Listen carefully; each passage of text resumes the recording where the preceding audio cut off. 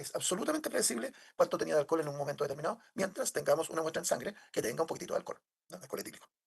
Ya. ¿Qué pasa cuando tomamos alcohol? El alcohol que tomamos habitualmente, el que no nos hace tanto daño, es el etanol, ¿ya?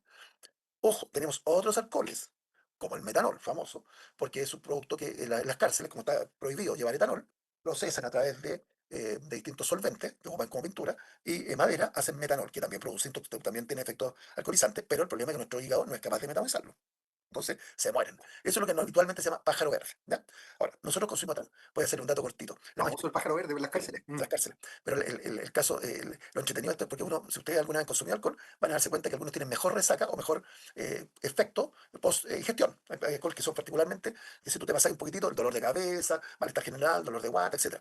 Ahora, ¿con qué se relacionaría eso? Muchos dicen con la cantidad de otros alcoholes. Cuando se produce alcohol típico no destilado, o sea, cerveza, bueno, cerveza puede estar destilada, pero no tan destilada, cerveza, vino, etcétera, no son destilados, o sea, no tienen proceso son en el fondo por fermentación. Entonces, los hongos, bacterias que permiten la fermentación, no solamente producen alcohol etílico, producen otros alcoholes. Y resulta que los alcoholes compiten por la metabolización. Entonces, teóricamente, cuando yo tengo un alcohol etílico más purificado, tiendo a producir menos efectos secundarios.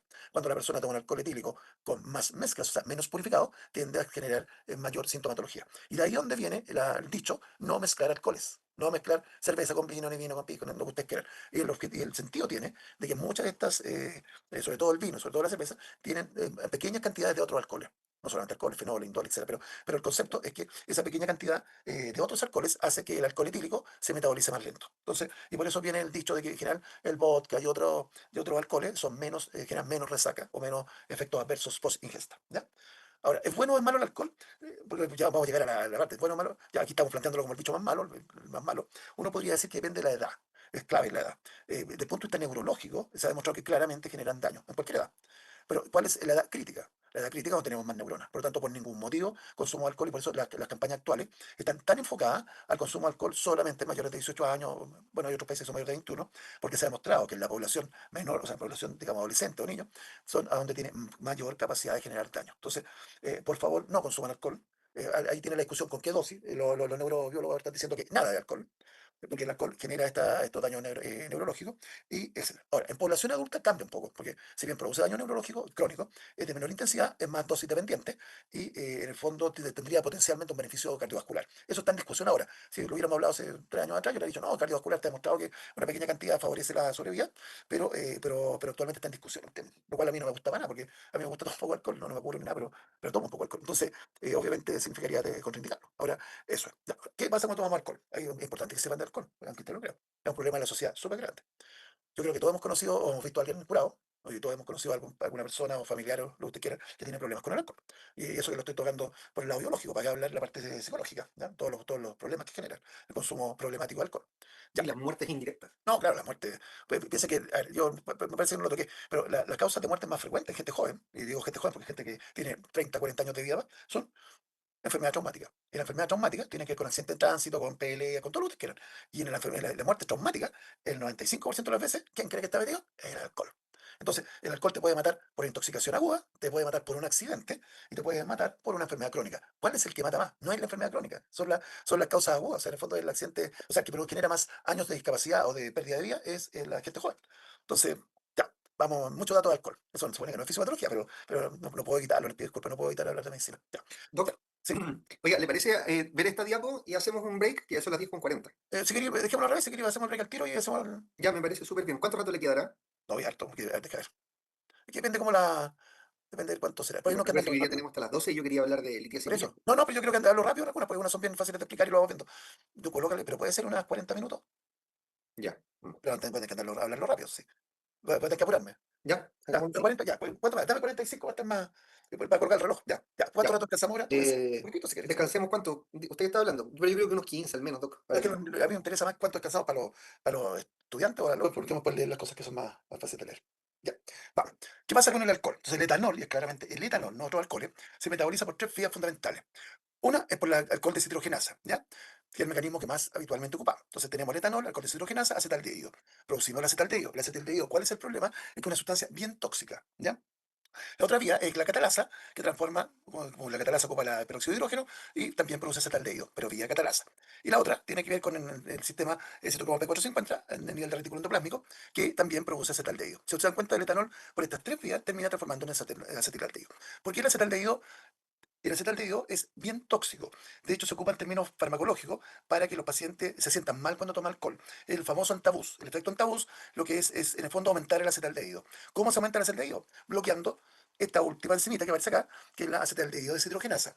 ¿Qué es lo que hace la acetaldehído deshidrogenasa? Transforma en el fondo el acetaldehído en acetato. Y obviamente esto se puede botar. Pero fíjense, pasamos de etanol, tenemos un producto intermedio que es el acetaldehído, tóxico, genera vasodilatación, genera sensación de vómito, genera todos los efectos un montón de efectos, pero eso es lo más importante, vasodilatación, pero también puede generar fibrosis, ojo, y termina botándose como acetato. Eso es lo que pasa habitualmente, pero dependiendo de las concentraciones, puede irse por la parte citocromo P450 y mucho menos como catalasa. Pero todo esto tiene que ver con las concentraciones, ¿ya? Lo habitualmente alcohol deshidrogenasa. Si ustedes se dan cuenta, ya se está expresando que nosotros ocupamos el NACH, es súper importante para la transferencia, en el fondo, de electrones. Al final se reduce acá, ¿ya? Cuando se NAT reducido. Entonces aquí recibe un electrón. Y se dan cuenta, estas partes vamos a producir mayor cantidad de NADH. Y acá ocupamos NADH para recuperar la cantidad de NAT. Se dan cuenta, pero en el fondo hay una circulación del NAT reducido y NAT oxidado. Y volvemos a esta cuestión del acetaldehído que es clave, porque hace que la persona se sienta particular mal. Los chinos, o sea, los japoneses, tienen déficit del acetaldehído de deshidrogenasa y por eso toleran mal el alcohol y tienden a hacer mayor cantidad de cirrosis. ¿Por qué? Porque como no la metabolizan, quedan concentraciones más altas de etanol. Pero al mismo tiempo todas las películas chinas o los monitos animados chinos toman un poco de alcohol y los ponen rojos. Es porque tienen una cantidad de déficit de acetaldehído de deshidrogenasa mayor que la población, digamos, chilena, por decirlo acá. Iba a decir occidental, pero ya. ¿Qué pasa con esto? Partimos acá. Etanol, acetaldehído, vía cadena oxidativa, acetato, ¿cierto? Pero también participa parte del NADH con, en el fondo, nosotros normalmente tomamos glucosa bioglucolítica, producimos piruvato. Piruvato también tiende a producir lactato. Estamos hablando de una situación donde hay exceso, en el fondo, de producción de acetaldehído y obviamente exceso de consumo de alcohol. Entonces, ¿qué es lo que vamos a tener? Y eso es lo que trato de mostrar acá. Vamos a tener, primero, una mayor producción de acetato. ¿Ya? Pero ese acetato no participa en la producción de ácido graso. Se queda como acetato y se secreta como acetato. Por otro lado, vamos a tener una mayor producción de piruvato, pero este piruvato, por un exceso aparente de NADH, digamos que aquí tenemos mucho NADH, va a terminar produciendo lactato.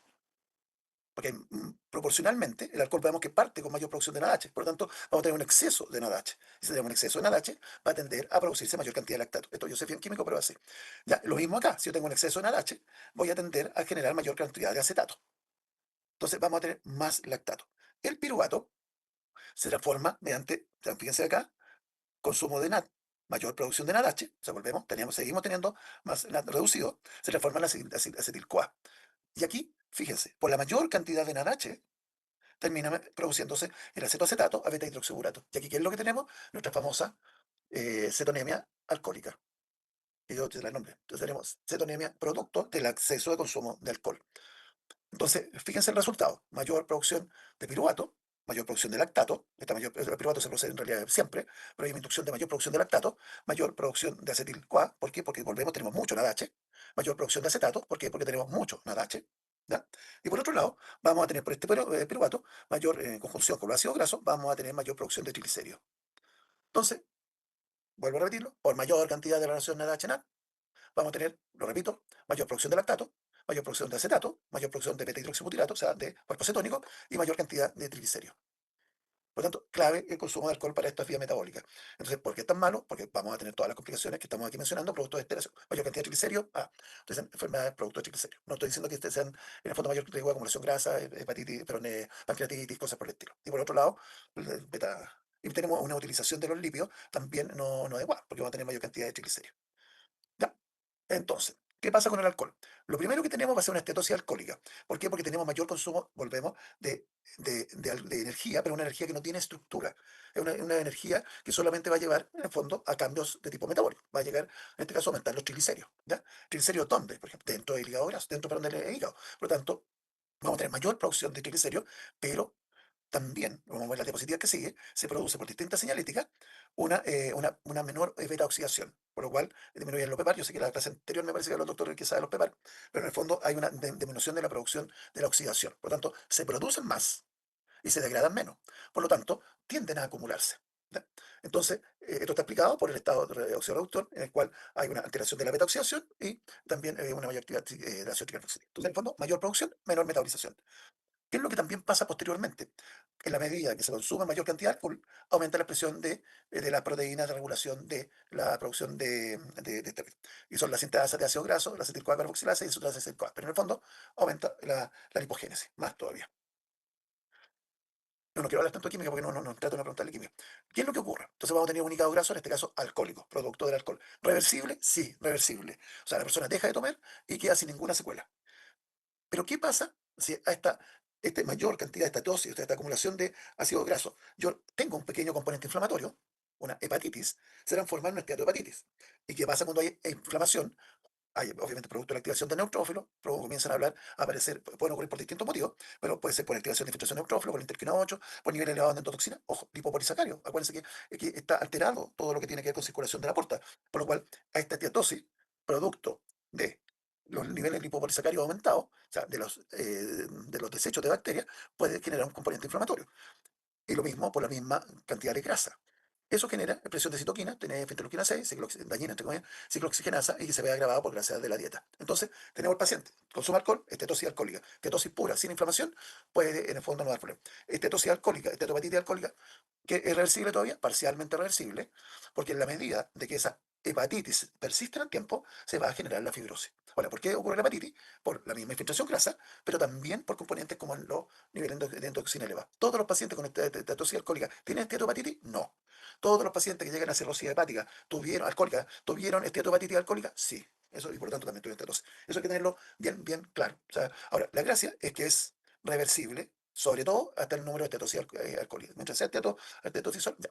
No hay que confundir con esteatopatitis alcohólica con hepatitis alcohólica aguda. La hepatitis alcohólica aguda es lo que yo les decía, un paciente crónicamente bebedor de alcohol, con algún grado de cirrosis, llega, se toma una exacerbación de su alcoholismo, en el fondo se pega una descarga bla, y después hace una hepatitis. Eso es la hepatitis alcohólica aguda, que tiene altísima mortalidad. Después de hepatitis alcohólica es un proceso lento, progresivo. ¿Ya? Bueno, súper importante el estrés oxidativo y también todo lo que tiene que ver con la circulación de la natoxiasa en la célula cúfera activada. Entonces, claramente aquí lo que inflaman son macrófagos, neutrófilos y en el fondo todas las moléculas inflamatorias que ustedes ya conocen. Esto es la explicación más físico, más química, acetaldehído aumentado, acetaldehído aumentado, que es lo que genera en cambio, en el fondo, que más, esto hay que sumarle, aumentan esta quinasa, aumentan la actividad de esta enzima, que no quiero que se la aprendan, pero produce a mayor producción de ácido graso, o sea, menor producción de beta-oxidación. O sea, estamos produciendo ácido graso y estamos al mismo tiempo disminuyendo la destrucción, la beta-oxidación. En parte, producto de esta disminución de adenopectina, MK, etcétera, de estas disminuciones, producto del alcohol directamente, que en el fondo estas son las proteínas que tiene que ver con esteroidogénesis y con enzimas lipogénicas. Y por otro lado, disminuye el PEPAR, que tiene que ver con la oxidación. Y el alcohol por sí solo aumenta la cantidad de NADH y la NADH inhibe la beta-oxidación. Y si eso le agregamos otros factores inflamatorios, hasta aquí tenemos la hígado graso, pero si le agregamos factores inflamatorios inducidos por el alcohol, pueden ser varios, en el fondo, oxidativo aumentado, complemento, etcétera, se produce la esteatohepatitis. ¿Ya? El concepto, mayor esteatogénesis, menor, en el fondo, PEPAR. La inflamación, ya un poco lo decíamos, el alcohol altera por sí solo la inmunidad adaptativa, ¿ya? Altera la célula Kupffer, induciéndola en funcionamiento, o sea, en un estado poco proinflamatorio. Entonces, de tal manera que genera, por un lado, aumento del lipopolisacárido de los intestinales, volvemos, todo lo producen las bacterias. Aumento por la inmunidad, activación de la inmunidad innata, de la activación del complemento. Aumento, ojo, del acetato. Fíjense, porque está aumentado el acetato, aquí está aumentado el acetato. Y el acetato tiene efecto, en el fondo, aumentando la vía acetil-CoA, la activación de la acetilación de histonas, por lo cual terminamos teniendo un efecto pro-transcripción. Entonces tenemos mayor transcripción también de citoquinas inflamatorias. ¿Ya? Aquí están los distintos modelos, pero en el fondo tiene que ver con, en el fondo, aumento de citoquinas proinflamatorias. ¿Cuáles? TNF, interleuquina 1, interleuquina 17, los cuales obviamente activan, o sea, producen infiltración de neutrófilia y, por otro lado, macro. ¿Cómo se activa en la célula estrellada? Interleuquina 17. ¿Por qué se produce la interleuquina 17? Porque está en la célula que fue produce interleuquina 17. Interleuquina 17 activa la célula estrellada. ¿Qué hace la célula estrellada? Libera citoquinas proinflamatorias y quimoquinas, lo cual se traduce en la infiltración de macrófagos y la activación también. ¿Ya? Y fíjense aquí, otra molécula, el acetaldehído. Está aumentado el acetaldehído. Acetaldehído, está por el acetil, están aumentados los grupos acetil, perdón, aquí está el acetaldehído, estoy progresando. Está activado el acetaldehído, por lo tanto el acetaldehído, ¿qué es lo que produce? Produce activación de los hepatocitos.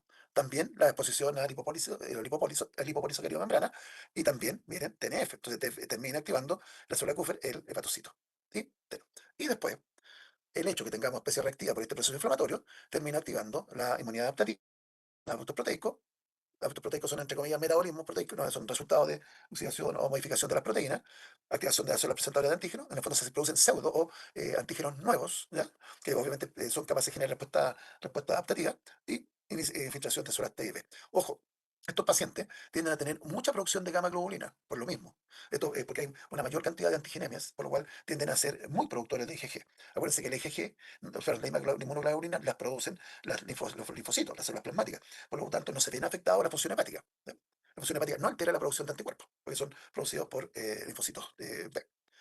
La fibrosis, esto como lo más sencillo, tenemos un efecto inflamatorio, pero el alcohol genera una apoptosis necrosis, como lo habíamos planteado, y activación de los cuerpo apoptótico, detrito necrótico, que también activa la célula estrellada. El acetaldehído por sí solo, y el nombre muy de pasada, activa la célula estrellada. Los liposacáridos de membrana, que vienen, obviamente, volvemos, dice, vienen de la circulación portal, también activa la célula estrellada. Tenemos nuestra célula estrellada potentemente activada, produce colágeno, y también, sí, o sea, sabemos que también produce metaloproteínas. En la medida que esté activa, produce más colágeno que degrada. Tenemos contrarregulación, y tenemos que el alcohol inhibe también ciertas vías que también presentan algunos virus, en el cual vamos a tender a inhibir la célula actividad, ¿no? Esta activación. ¿Cuáles son? Interferón gamma, y voy a colocar interferón gamma porque es más importante, y eso, por ejemplo, motivó que hepatitis virales fueran tratadas por interferones, ¿ya? Los interferones tenían un rol importante, actualmente no tan importante porque se tratan con otras cosas, pero en el fondo ahora se trata con antirretrovirales, pero en algún momento, para que no se produjera, en el fondo, progresión de la enfermedad hepática por un virus de hepatitis, virus FES fundamentalmente, se le da un interferón. Y con el interferón se inhibía la célula estrellada y se evitaba la progresión de la cirrosis. Esto para que vean, todas estas cosas tienen utilidad clínica. Continuo consumo alcohólico, mayor producción de acetaldehído, ya sabemos, todo el alcohol termina metabolizándose en acetaldehído. Si tenemos mayor cantidad de acetaldehído porque estamos consumiendo alcohol, la idea es que el acetaldehído se metabolice lo más rápido posible, porque es bien tóxico, pero vamos a poder seguir por acá. El hepatocito activa el acetaldehído, que fue el hepatocito se la estrellada, se activa todo. Esto significa mayor inflamación, especie reactiva. Si tengo especie reactiva, peroxidación lipídica. Y si tenemos ATP, apoptosis. Esta mayor inflamación, especie reactiva, citokina, factor de transformación de crecimiento, fibrosis. Por otro lado, esta disminución de antioxidantes, el producto del fenómeno del fenómeno inflamatorio, apoptosis. Y por último, la permeabilidad intestinal. ¿Se dan cuenta la importancia aquí que hay con la microbiota, con la permeabilidad intestinal? Esto puede ser producto directo del alcohol, lipopolisacárido de los membranas, CD14, del receptor 4, treoxidativo, inyección de efectos nucleares, citoquina, regeneración, bienestar o inflamación. Y obviamente la gracia es que hay distintos aspectos que se pueden tratar en base a estos conocimientos. Ya. Producto de los cambios anatómicos, puede tener una diapositiva para atrás, unas diapositivas para atrás, dijimos esto. ¡Pum! Se estrecha, se defenestra los sinusoides, por tanto, y se genera una constricción. O sea, en el fondo, esto está más chico. Esto al estar más chico, ¿qué es lo que hace? Aumentar la resistencia. Y producto de aumento de la resistencia, se produce la hipertensión portal. ¿Ya? En el fondo, la presión, de todas formas, la fórmula del flujo de alta presión partido por resistencia, aquí lo hicimos al revés. Le pusimos aumentó la resistencia. Si aumentó la resistencia, para un mismo flujo, aumenta la presión. Aquí es peor, porque si bien tenemos un aumento de la resistencia, por fenómenos vasodilatadores tenemos vasodilatación del territorio porta. O sea, tenemos vasodilatación de la porta, vasoconstricción de los sinusoides. O sea, digamos, de aumento de la resistencia intrasinusoidal. Por lo tanto, dispara la presión. La presión de la porta está disparada no solamente, en el fondo, por el cambio de la resistencia, sino también por el aumento del flujo. ¿Ya? Entonces, la hipertensión portal, tenemos una resistencia elevada pre y postcapilar en el hígado, se produce en el fondo por esta hipertensión y por las penetraciones que van quedando, comienza a haber tasas normales de transducción del líquido. ¿Ya? Hay un componente que tiene que ver de la respuesta buffer a la arteria. Le voy a explicar lo que es eso. Buffer, acuerda que significa, se traduce como compensación, solo aquí lo vamos a traducir como compensación. Tenemos doble circulación. Tenemos una circulación que llega por la aorta y una circulación que llega por la arteria hepática. Aquí hay una cosa que se llama buffer, que en el fondo la cantidad total de flujo que llega es la suma de las dos. Por lo tanto, si aumenta el flujo de la arteria hepática, disminuye el flujo portal. Si aumenta el flujo portal, disminuye el flujo de la arteria hepática. Y eso es re importante, porque estos pacientes van a tener hipertensión, pero van a tener respuestas a los flujos. Entonces, si yo tengo hipertensión y tengo menor flujo en la porta, voy a tender a tener aumento de la presión de la arteria, flujo de la arteria hepática. Pero aquí, ¿cómo está el flujo?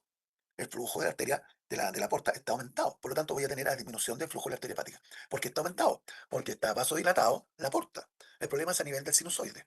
Ahí es donde está aumentada la resistencia. Pero la resistencia en la puerta está disminuida. Por lo tanto, el flujo tiende a estar aumentado.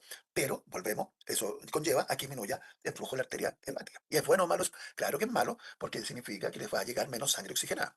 Entonces, hay que tener claro este sistema de buffer, porque en el fondo compensa un flujo el otro. El hecho que aumente el flujo de la arteria portal hace que disminuya el flujo de la arteria hepática. Entonces, ¿cuáles serían los factores que generan hipertensión pulmonar? Ya lo dijimos, factor estructural, fibrosis, y obviamente algunos ponen que la célula estrellada en sí misma, la fibrosis producto de la activación de célula estrellada, pero también funcionales, lo que tiene que ver con la vasoconstricción portal, perdón, la porta está con aumento de hipertensión, portal en realidad no es portal, es sinusoidal, y vasodilatación del territorio plánico, por lo cual no es solamente anatómico, tiene que ver con la regulación de los espacios. ¿Por qué es tan importante esto? Pero ¿por qué va a ser importante? La porta no molesta a nadie. Sí molesta. ¿Por qué molesta? Porque está llegando toda la sangre del territorio plánico y está llegando a presiones más altas, ¿ya? Con hipertensión. Entonces, ¿qué significa que haya una presión más alta? Que va a tratar de salir líquido. Volvemos. Acuérdense, ley de Stalin, la que tiene que ver con los pasos a través de una membrana, delta presión partido por, o sea, perdón, delta presión por presión por coeficiente de difusión menos la delta presión oncótica. Entonces, ¿qué va a ocurrir acá? Va a haber un paciente, una presión hidrostática aumentada. Por lo tanto, va a tratar de filtrar mayor cantidad de líquido. ¿Líquido hacia dónde? Hacia el intersticio. Y si sale hacia el intersticio, sale hacia el linfático. Y aquí tenemos muy cerquita el peritoneo. Entonces, comienza a filtrar líquido hacia el peritoneo. Y termina produciendo ascitis. ¿Qué más va a producir la hipertensión portal? Esto viene en la diapositiva que decía. Va a hacer que traten de abrirse caminos venosos hacia el territorio de la cava. Si yo tengo mucha presión en la porta, voy a tratar de hacer shunt hacia la cava por otras vías. No sé cuáles son las vías, las vamos a ver en las diapositivas que siguen. Pero es otro efecto, esto de la hipertensión portal. Entonces ya tenemos claramente el riesgo de ascitis y tenemos por otro lado el riesgo de estas derivaciones o estas salidas de flujos hacia la vena cava sin pasar por en el fondo el hígado. ¿Por qué? Porque el hígado está con aumento de la resistencia, por lo tanto, le cuesta más pasar. Entonces, ¿cómo nosotros hacemos el diagnóstico de hipertensión portal? Estamos hablando de hipertensión portal. Lo óptimo sería medirla. ¿Cómo la podríamos medir? Con un aparatito que nosotros mandáramos a través de la yugular, llegar al hígado, se impactara en el hígado y midiéramos presión. Una presión de enclavamiento hepático, que todo sería más o menos la presión portal. Como lo hacíamos, acuérdense, cuando hablábamos de presión de enclavamiento en pulmón con el Swan-Ganz, que llegábamos, medíamos la presión, un globito y llegábamos y medíamos la presión. Esa presión nosotros suponíamos que era del territorio anterior, aquí algo parecido, ¿ya? Pero eso implica invasión, se implica meterle un catéter venoso central, implica tener un transductor de presión, implica un transductorio, en el fondo, un aparato que mide la presión, etcétera. Y a alguien se le ocurrió, como una de las complicaciones es la ascitis, o sea, líquido dentro de la cavidad peritoneal, ¿qué pasa si pinchamos el líquido ascítico y sacamos, esto de hecho se hace rutina, sacamos muestra? Y midió si se había una correlación con algo. Y se dio cuenta que si los pacientes hacen la resta entre la albuminemia, o sea, la cantidad de albúmina en el plasma, menos la albúmina, fíjense que aquí estamos viendo la parte de la ecuación de Stalin que tiene que ver con albúmina, por lo tanto le estamos sacando la variable presión hidrostática, resulta que si tiene más de 1,1, existe una súper buena correlación con hipertensión portal. Esta es la hipertensión portal médica y esta es la cantidad de o sea, el delta, ahora la, el- se le dice casa, porque esto está en inglés, se dice casa aquí en chileno, ¿ya? Que el gradiente albúmina acítico bueno, gradiente albúmina acítico suero, o sea, gradiente suero. ¿Ya? Y se dieron cuenta que cuando hay más de 1,1, ¡pum! La posibilidad es, existe una buena correlación entre la presión y en el fondo este gradiente. Entonces, actualmente, ¿cómo nosotros hacemos un diagnóstico de hipertensión portal? Si hay ascitis, midiendo esto que se llama gasa en español, o sea, en inglés, ¿ya? Entonces, ¿y por qué? Y es lógico, si yo tengo un delta muy grande, en el fondo significa bueno, se termina correlacionándose con la. No, no voy a explicar eso, me voy a demorar mucho. Ya. Entonces, ¿qué es lo que ocurre? Tenemos, fíjense el hígado cirrótico con nódulo, porque esa es la particularidad, regeneración anormal. ¿Qué es lo que vamos a tener? Nuestro famoso epitelio fenestrado y nuestro sinusoidal, pero aquí vamos a tener varias maldades. Vamos a tener pérdida, ya lo dijimos, pérdida de la fenestración, vamos a tener células estrelladas que van a estar en el medio, que también obstaculizan, algo dice que tiene un componente mecánico. ¿Y cuál es la particularidad? Que este endotelio, fíjense, está defuncionando. Es un endotelio que no produce o disminuye la producción de óxido nítrico. Entonces, al tener menos óxido nítrico, va a tender a estar va a estar más vasocontraído. ¿Te das cuenta? Es por menor cantidad de óxido nítrico, ¿ya? Al mismo tiempo, va a haber una menor respuesta, porque la que se contrae fundamentalmente es la célula estrellada, una menor respuesta al óxido nítrico por la célula estrellada, ¿ya? Y por motivos, digamos, moleculares, hay una hiperactividad de la célula estrellada digamos, constrictores, o sea, a la endotelina y la angiotensina 2. Entonces, fíjense lo importante de la célula estrellada. Si termina el endotelio, termina portándose mal, pero la célula estrellada es como la malvada de la película acá, ¿ya? Entonces, ¿cuál es el problema de esto? Que esto, al final, genera obstrucción del flujo portal, mayor bacteriana, mayor carga bacteriana. ¿Por qué? Porque está obstruido, está enlentecido el flujo, ¿ya? Por lo cual vamos a tener mayores presiones, pero también el enlentecimiento del flujo, la velocidad. Por lo cual vamos a tener translocación bacteriana. Si tenemos translocación bacteriana, mayor TNF, interleuquina 6, inflamación. Y si tenemos inflamación, mayor producción de vasodilatadores. Por lo tanto, va a estar vasodilatado. ¿Por qué es tan importante esto que esté vasodilatado? Porque en el fondo genera esta hipertensión portal, genera aumento de estrés, por lo tanto cambio dentro del endotelio del sistema mesentérico y el aumento del flujo, bueno, ya dijimos que tiene hipertensión. Entonces, vamos a tener una vasodilatación esplácnica. Y todos estos factores que estamos dando vuelta acá generan angiogénesis, ya sea por char estrés, ya sea por, por sustancias proinflamatorias, pero hay angiogénesis.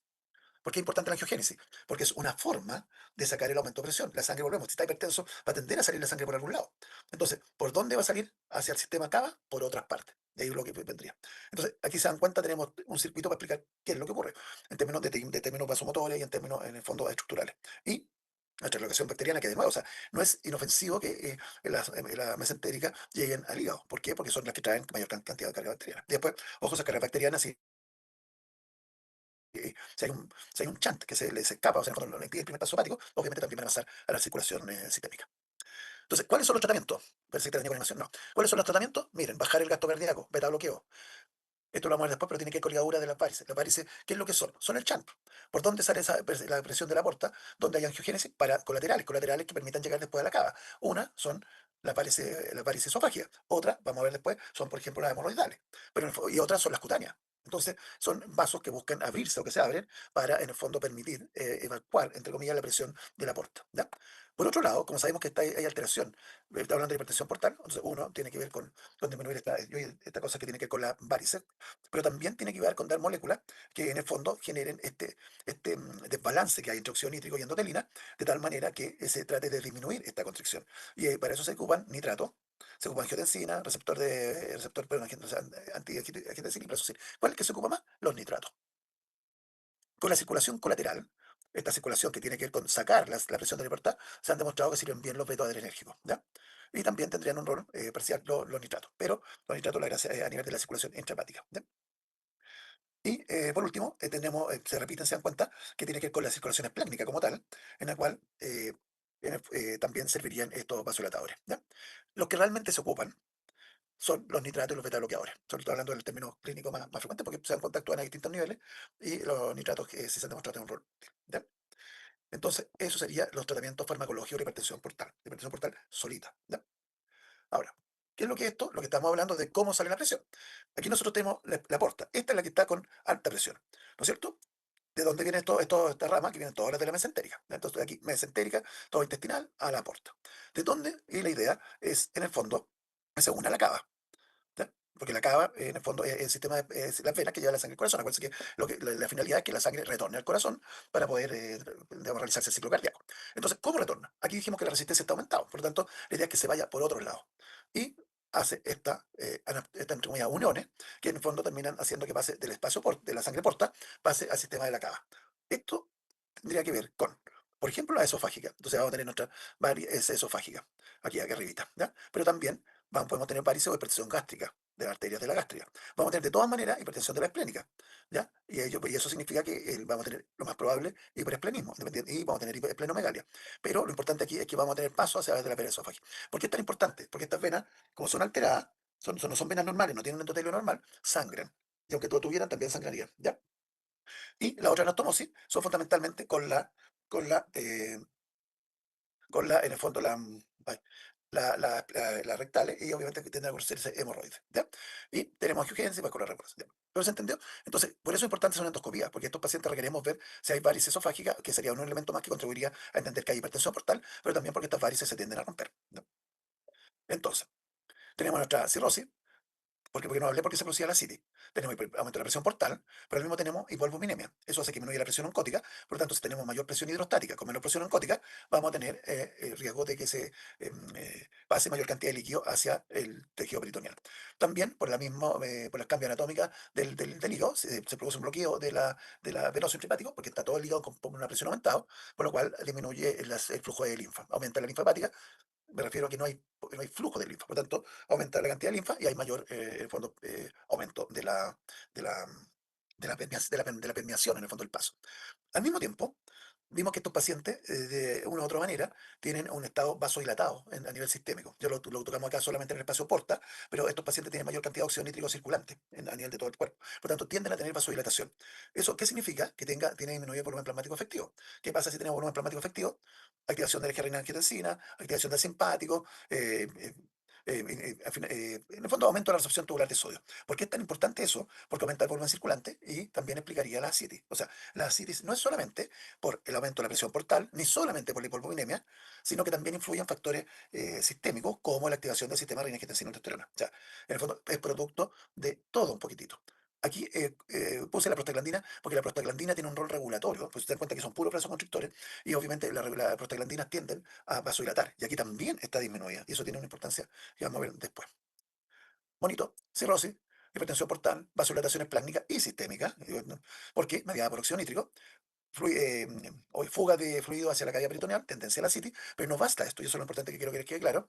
Disminución de la presión arterial media, por disminución del volumen arterial efectivo, ya lo dijimos, eso lo dijimos, en el fondo lo dijimos de otra manera, pero lo mismo. Activación del sistema neurohormonal, sistema renina-angiotensina, ADH, sistema nervioso simpático, retención de sodio de agua, incremento del volumen de la volemia, tiende a mejorar el volumen arterial efectivo, incrementa el gasto cardíaco, tiende a compensar cuando la caída de la presión arterial.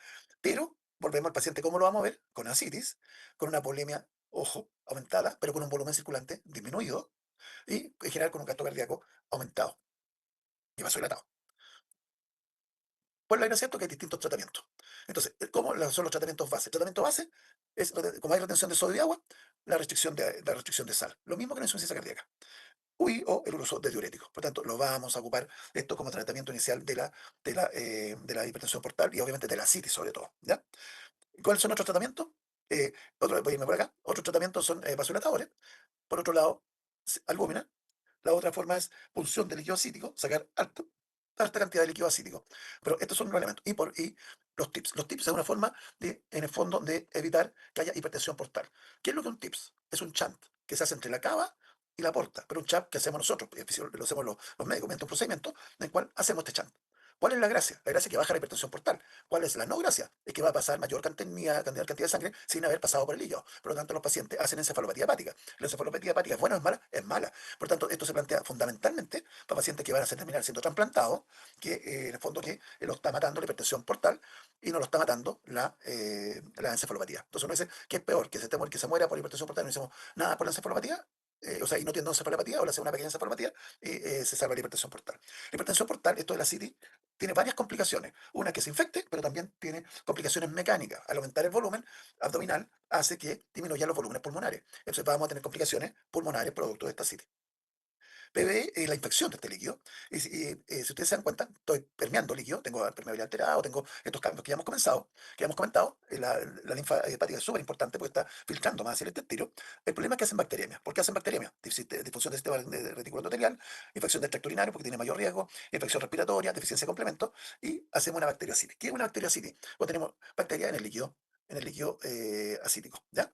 Pero hasta ahí, hasta ese momento, no tenemos necesariamente una, una, una, mm, una peritonitis bacteriana espontánea. ¿Qué nos falta? Podría obtener capacidad oxonígrica. ¿Dónde? En el líquido peritoneal. ¿Ya? Porque el paciente siempre va a estar haciendo bacteriana, pero y siempre tiene riesgo de tener bacteriocitis, pero va a depender de la cantidad de proteína. Si tenemos una buena actividad oxonígrica, vamos a tener ascitis, neutrocítica, neutrofílica más bien, cultivo negativo, y si no, vamos a tener, simplemente no va a ser PB. Entonces la pregunta es, ¿por qué desaparece la PB? Porque en el fondo tenemos bacteriemia y tenemos un líquido acítico que tiene poca capacidad de defensa. Ahora, ¿por qué? Porque puede ser que sale líquido intersticial y el líquido intersticial sí tiene proteína. Entonces, obviamente, al líquido. De hecho, una de las cosas que se ocupa para indicar profilaxis de PBE es la cantidad de proteínas en el líquido acítico. ¿Me dan cuenta? Si tiene menos de 1,5, me parece, porque lo cambia casi, 1,5 de proteína dentro del líquido acítico, ese paciente tiene alto riesgo de hacer una PBE. Entonces, acuérdense que esto sí tiene, o sea, fisiopatológico, pero tiene implicancias de tratamiento. Hoy no alcancé en 45 minutos. Síndrome muy temido, hepatorrenal. ¿Por qué ocurre esto? Volvemos, nuestro riñón, ¿cómo está acá? Forzado. ¿Cómo está el riñón? Vaso contraído. ¿Qué está tratando de hacer como mecanismo defensor? Tratar de vasodilatarse, ¿no es cierto? Entonces, ¿qué pasa aquí? Tenemos un equilibrio súper fino en el traslado entre vasoconstricción y vasodilatación. Dijimos, la vasoconstricción renal tiende a ser mala. ¿Por qué tiende a ser mal? Porque altera la perfusión del túbulo y del recto. Entonces, la vasoconstricción permite mantener la filtración, pero tiene un costo, ¿ya? Y agregamos la disfunción endotelial.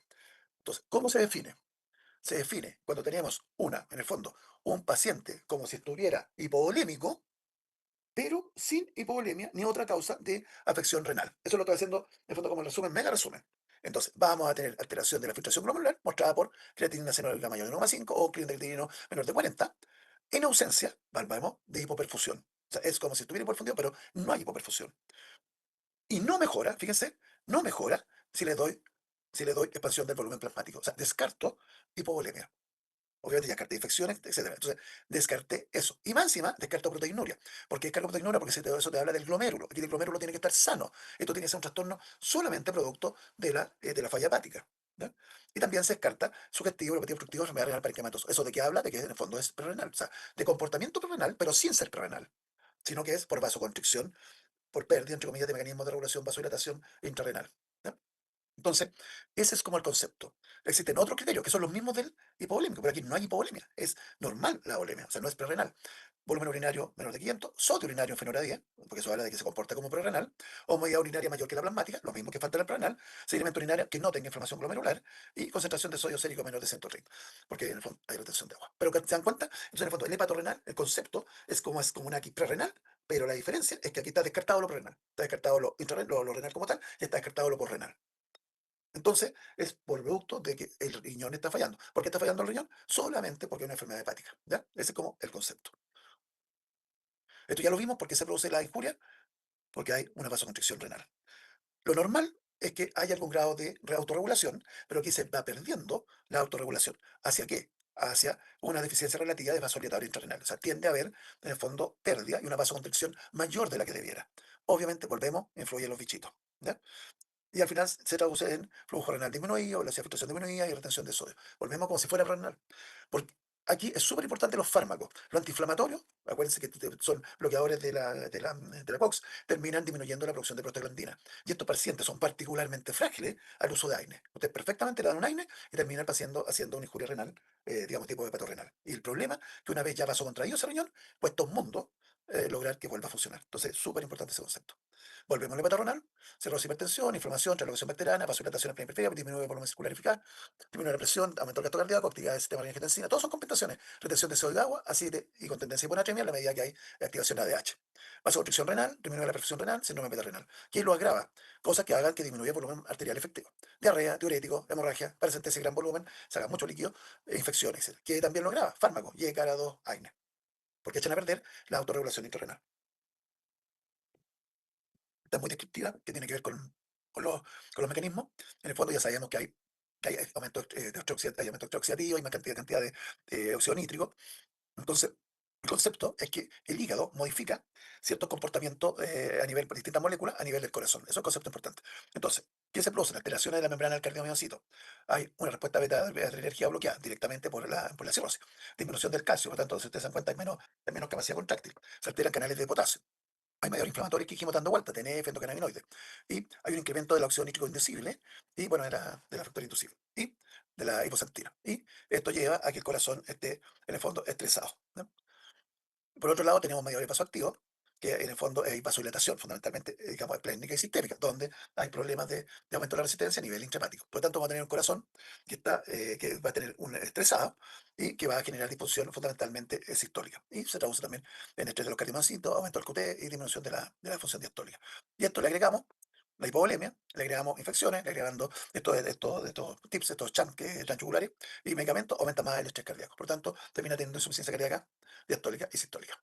Encefalopatía se define como un sistema neuropsiquiátrico, en el cual, si ustedes se dan cuenta, los primeros síntomas tienen que ver con el disturbio del sueño. ¿Cuál es el disturbio del sueño? Uno de los precoces tiene que ver con inversión del ritmo circadiano. Y estos pacientes se despiertan en la en el día, perdón, se duermen en el día y se despiertan en la noche. Yo, aunque le hagan intervenciones ambientales, es un problema del ritmo como tal, ¿ya? Por lo tanto, tiene cambios psiquiátricos que anteceden los cambios neurológicos. Tenemos depresión, desorientación, conducta inapropiada, somnolencia, confusión, hasta inconsciencia. Y desde el punto de vista neurológico, lo que nosotros jugamos al tiro, el Asterix, que ustedes ya lo tienen que haber visto, que es el flapping. Asterix o flapping es lo mismo, pero tiene que ver también con hablar de forma alterado y puede llegar a tener ataxia, pérdida de reflejo. Esto es un que equivale a insomnio.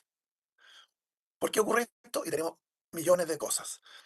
Disfunción hepática, Closchan portosistémico, la desnutrición, alteraciones electrolíticas. Estos pacientes tienden a tener hiponatremia, ya lo vieron por qué, tienden a tener hipercalemia, tienden a activarse la DH, hay factores precipitantes, hay drogas metidas, entonces estos pacientes están agitados, entonces le metemos vancomycina, y tenemos esta relocación bacteriana. Todo eso produce, ya lo dijimos, la hiperamonemia, ya la tocamos, y genera un estrés oxidativo aumentado. Esto, ¿qué traduce? Porque acuérdense que hablamos que el lactato está aumentado, hay inflamatorio, cambia la permeabilidad de la barrera hematocefálica. Entra esta citoquina, estos fenómenos, y comienzan a tener no solamente el edema astrocitario, que habíamos visto, el edema también neuronal, sino todas estas sustancias potencialmente, en el fondo, tóxicas.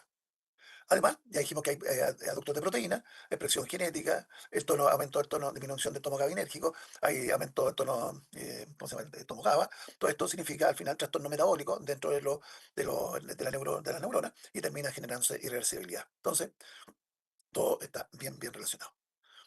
¿Qué ocupamos para tratar esto? Ocupamos, ya lo dijimos, por un lado, lo que estamos hablando, lactulosa, puede ser con polietilenglucol, que es un catártico, rifaximina, pero también pueden dar distintas técnicas que tienen que ver con acelerar el tránsito y disminuir la producción de NH3, amoníaco. ¿Ya? Hay otras técnicas que ocupan otros medicamentos que en el fondo lo que hacen también es aumentar, que son el L-ornitina. Esto yo la verdad no tengo ninguna experiencia, por lo tanto no lo voy a nombrar más, pero que tiene que ver con eso. Y algunos ocupan esteroides antagonistas del receptor GABA, que en general en términos clínicos se ocupa muy poco. Y lo que se puede hacer en situaciones muy agudas, es diálisis de extracorpórea. O sea, en el fondo, se le saca, en el fondo, la glutamina y se le saca el amoníaco, ¿no? En el fondo, eso se ocupa poco, pero se ocupa, ¿ya? MARS. Esto es lo mismo, pero vamos a tocar rápido. Aumento de la presión arterial, realocación bacteriana, alteraciones inmunes, citoquinas proinflamatorios, especie reactiva, disfunción microvascular, encefalopatía, ustedes lo van completando, hepatorrenal, pero aquí también la causa más frecuente de infuria renal aguda no es la hepatorrenal, es la aquí, ¿ya? Porque estos pacientes están vasodilatados. Por otro lado, tenemos eso terminal, tenemos todo comienza a hacer hiponatremia y, pues, digamos, relocación bacteriana, arterial, vasodilatación esplánica, hipotensión arterial, disminución del volumen plasmático efectivo, aumento de los vasos, sistema renino-angiotensina, sistema nervioso simpático y ADH, los gringos que ocupan ADP, función. Ahí estaríamos como todo. Y tras la alteración de la aquí llegamos, compartimos acá, de acá. Hipertensión portal, microcirculación intestinal y esplánica alterado, atención del CH a nivel de por el aumento de la presión, vasodilatación esplánica y vasodilatación. Y ahí está completito. O sea, se dan cuenta de, ahora esto está descompensado.